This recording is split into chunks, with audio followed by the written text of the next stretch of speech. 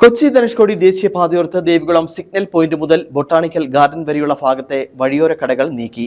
30ഓളം കടകളാണ് ദേശീയ പാതയോരത്തു നിന്നും നീക്കം ചെയ്തത്. അടിമാലിയിൽ മണ്ണിടിച്ചിൽ ദുരന്തമുണ്ടായ സാഹചര്യത്തിലാണ് അപകട മേഖലയിൽ സ്ഥാപിച്ചിരുന്ന വഴിയോര കടകൾ നീക്കാൻ നടപടി സ്വീകരിച്ചത്.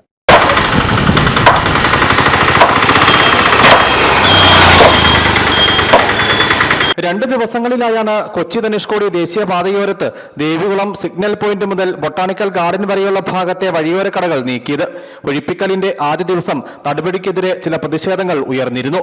ദേവികുളം സബ് കളക്ടറുടെ നിർദ്ദേശാനുസരണം സ്പെഷ്യൽ തഹസിൽദാരുടെ നേതൃത്വത്തിലുള്ള സംഘമാണ് നടപടികൾക്ക് നേതൃത്വം നൽകിയത്.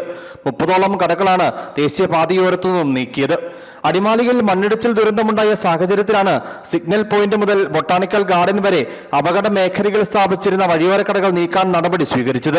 കടകൾ നീക്കാനെത്തിയ ഉദ്യോഗസ്ഥരെ പ്രതിഷേധക്കാർ തടഞ്ഞിരുന്നു. സ്ഥലത്തുണ്ടായിരുന്ന പോലീസ് ഇടപെട്ടതിനാൽ പ്രശ്നം രൂക്ഷമായില്ല. തുടർന്ന് സ്ഥലത്തെത്തിയ സബ് കളക്ടർ പ്രതിഷേധക്കാരുമായി നടത്തിയ ചർച്ചയെ തുടർന്ന് എല്ലാവർക്കും ഒഴിഞ്ഞുപോകാൻ ഒരു ദിവസത്തെ സമയം നൽകി.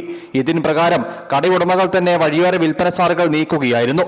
നാളുകൾക്ക് മുമ്പ് പള്ളിവാസൽ മുതൽ മൂന്നാർ ടൗണിലും പരിസര പ്രദേശങ്ങളിലുമുള്ള വഴിയോര കടകൾ പൊളിച്ചു നീക്കിയിരുന്നു. വീണ്ടും വിവിധയിടങ്ങളിൽ വഴിയോര വിൽപ്പനശാലകൾ രൂപം കൊണ്ട് തുടങ്ങിയിട്ടുണ്ട്. ഇതിനിടെയാണ് സുരക്ഷാ ഭീഷണി കണക്കിലെടുത്ത് സിഗ്നൽ പോയിന്റ് മുതൽ ബൊട്ടാണിക്കൽ ഗാർഡൻ വരെയുള്ള ഭാഗത്തെ കടകൾക്ക് മേൽ നടപടി സ്വീകരിച്ചിട്ടുള്ളത്. News bureau, Adimali.